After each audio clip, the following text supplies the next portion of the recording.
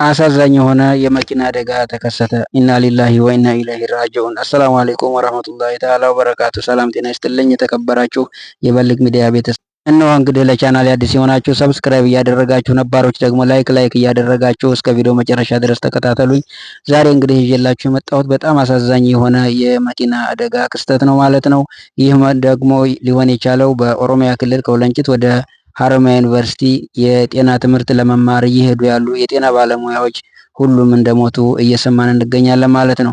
ሌሎች ደግሞ በአውሮፕላን ተሳፍረው ወደ ከቬንዙዌላ ተነስተው እዛው አየር ማረፊያው ላይ አውሮፕላኑ እንደተከሰከሰ እየሰማን እንገኛለን ማለት ነው። በየሀገሩ የሚሰማው ከባድና አሳዛኝ የሆነ አደጋ እየሰማን እንገኛለን ማለት ነው።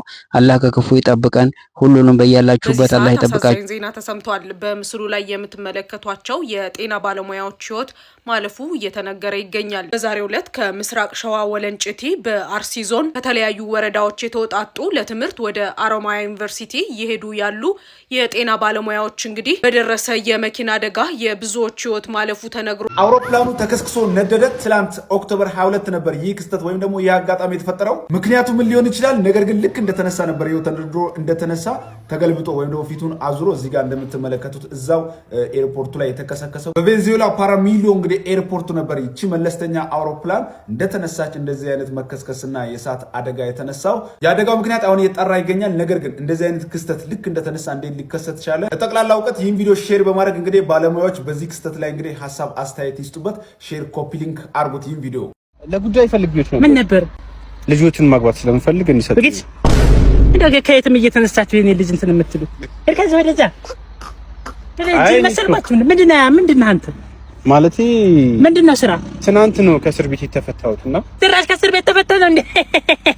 የኔ ልጅ የምትጠይቀው እንዴ ብትደፍረኝ ነው አንተ?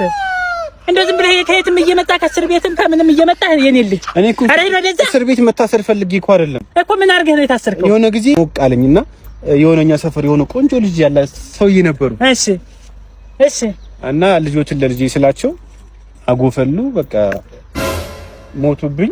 ምን ነው የሞተብህ? በደንብ አውራ። ሰውዬው ሞተብኝ። ምን አድርገው? ልጅንም ቢያይ ገደልኩት። በቃ ጠይቀው ላግባሽ ብለህ ለዛ ነው እንጂ እኔ መታሰር ፈልጌ አይደለም።